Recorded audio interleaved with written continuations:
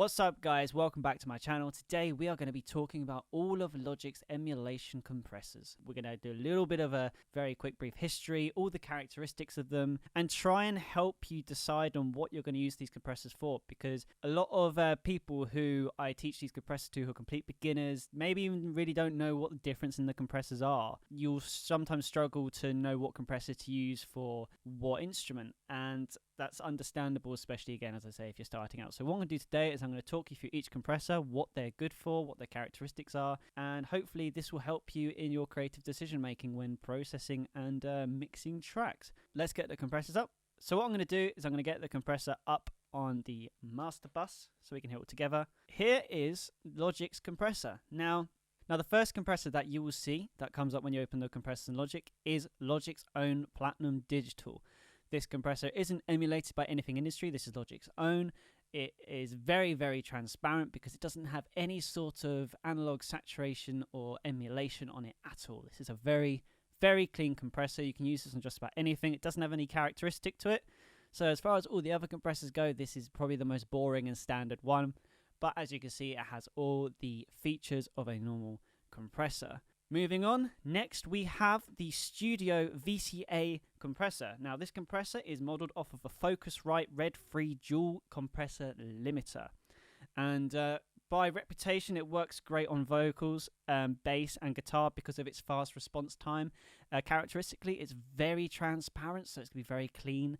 But that is this compressor here. Moving on to the next compressor, we have the Studio FET, which is modelled off of a Universal Audio 1176 REV-E. It's a compressor limiter, known for its punch and great recordings in history. It's been used on a lot of big tracks that you've probably heard, especially from the 80s. It was massive back then. And characteristically, it's got aggressive sound that delivers a sense of energy that adds brightness. And it's great for drums and vocals. When I was reading up on it, it said drums mainly, but I find personally this is a compressor that I use probably the most out of all of them. I like using this on vocals because I find it adds a really nice saturation to the low end of vocals, which thickens the vocal take up a lot, and it can be sometimes quite hard to get that balance in the low end right, but this definitely provides it. So I am a very big fan of this compressor in particular. So that's Studio FET. Moving on next, we have the classic Vca. So the Vca compressor, it is modelled off of a DBX 160, and it's also considered one of the best drum compressors ever. So it's got quite a lot of nostalgia behind this. From the reviews that I have seen of it, it seems to have a very vintage character, and it's very aggressive, punchy, and simplistic, as you can see, because it's only got 3 knobs on it. And apparently it's really great for drums, particularly the kick and snare. Moving on to the next compressor we got the vintage Vca, which is modelled off an SSL G-Bus compressor. And this is another compressor that I use a lot. I use this typically for acoustic guitar because I feel like it's very good at adding sort of that sense of air and space in a track. But from the descriptions that I've seen of it, it's also good for adding punch to drums and also very good for piano as well. I recommend this for any string instrument as well. Moving on to the second to last one, we have the vintage FET, which is modelled off a URE1 1176 compressor limiter, and it's known in reputation for having lightning fast attack, taming drums down, enhancing bass and guitar, and making vocals shine. It adds a lot of brightness to vocals. I've used this a couple times with vocals. I do think it is very good for adding that air. And the last compressor we got is the vintage Opto. So it is modelled off a Teletronic LA2A optical. I had to write these down because they're quite complicated names. And by reputation, apparently it is difficult to make it sound bad. So you can really go to town on the compression, get an aggressive attack time, that aggressive application of compression, and it will still sound great. And it's very good by reputation for bass, drums, and guitar. So that is the boring facts aside out the way. What we really want to hear is them in action and see what the difference is. So what I'm going to do first is I'm going to put these through the output track of the whole of this little project I've got open here, and we're going to see what these compressors bring. We definitely want to listen to the emulations, see what they're bringing characteristic wise, and then after that I'll go through, because some of them were more tailored for drums, bass, guitar by the reviews I've seen, so we'll also put them on individually. So stick around to the video, we're going to see what happens, and hopefully then this will help your decision making when using compressors. So So what I'm going to do now is I'm going to play this compressor through the output of this project I've got open, and we're going to see if any of these compressors have any distinct difference. They're going to have the same settings on. I'm going to have the attack relatively fast so we can hear the compressor working, but we're not going to overdo it. And yeah, let's see what happens. Starting off with the Platinum Digital.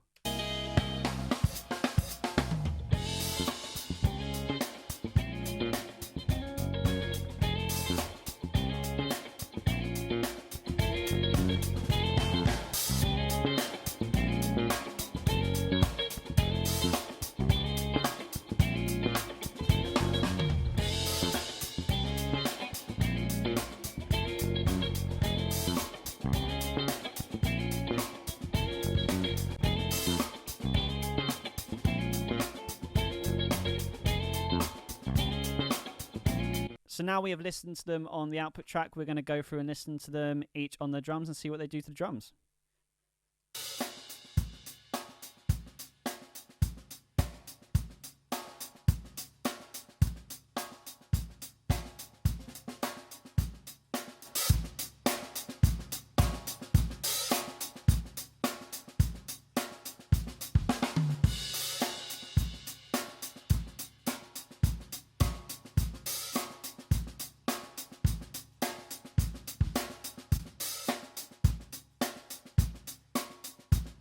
Now let's listen to all of them on the bass individually.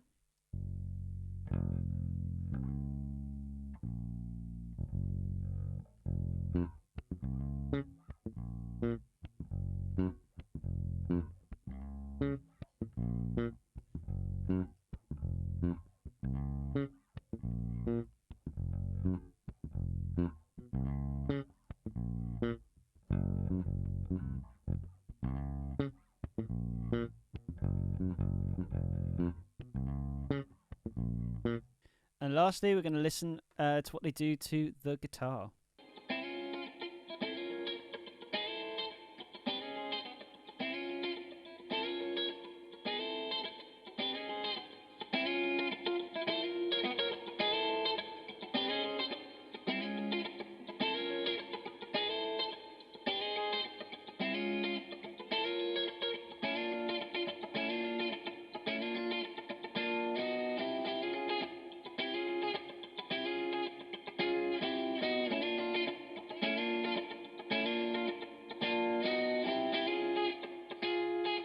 So there we have it. We have listened to drums, bass, guitar separately and the track all together to see what the compressors do.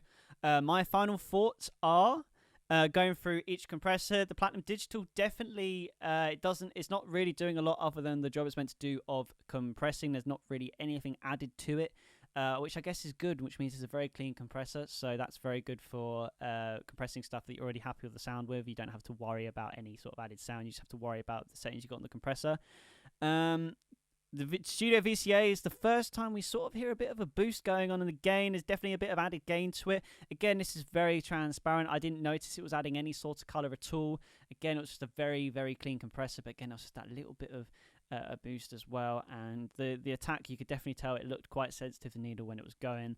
So that's a very good, another clean compressor to use. The Studio FET, I feel like this was the most noticeable out of all of them. You definitely heard there was a lot of added low-end warmth to it. As I said, that thickness that you sort of get when it added to a vocal, and there was a very, very big boost going on again. It definitely amplified the gain a lot more. This is a very aggressive compressor, I find, as well. But again, I really like the warmth that this adds to things. It's very noticeable, very distinct. So they've done a very good job with this one. Classic VCA as well. This is probably the one that added the most punch, I feel like. It definitely added something. Again, it's so simple. It's very easy to use. Which is why I think it's very great for kick and snare, because it adds that punch, and I definitely felt like it was adding that to everything. Vintage VCA, again, this is something that felt very clean. It almost felt like a little bit of the low end was disappearing when I was adding this to things, which isn't necessarily a bad thing. It will probably end up you having some very snappy sounding timbre in terms of like kick and the snare if you were to add it to drums. But again, because like it's kind of a bit airy, it's like it's more prominent in the mid to high frequencies. I feel like that saturation that add it makes it very good for string instruments and as well as piano, which technically piano is kind of a string instrument because you play strings even if it's with keys. But again, I thought this was very clean. but it definitely had a characteristic to it, which is different to the other one, which I liked. The Studio FET, this one felt very, very solid to me. It looked like it had a very good fast response time going. You could definitely hear the compressor working. In terms of the saturation, now I definitely heard it a bit more in the high end, like there was a bit of brightness I could subtly hear that was being added to it. And lastly, onto Vicious Opto, I was actually very impressed with this. I don't use this compressor a lot, but I definitely felt like it almost added space, which I think is really cool, which also leads me to think what would happen if we were to turn this up even more. Yeah, I can definitely see why this is a sort of compressor that you can really overdo the compression and it won't sound bad, because I feel like this compressor sounded great. I was very surprised with the outcome of this one. But yes, that's just my opinions, and they are just opinions. So please feel free to let me know in the comment below which your favorite compressor was, and also what you thought of the compressors as well. So that is the end of the video, guys. I hope you enjoyed this. I hope I explained myself well, and I hope as well that you now sort of have a better idea of each compressor and what their characteristics are, and maybe what they do and what they could do for your mixes. If you want to see more content like this, please like and subscribe to my channel, because I'm posting Mondays, Wednesdays and Fridays every week without fail, similar content to this, helping you guys learn music production from scratch. Thank you for watching to the end of this video, and I will see you in the next one.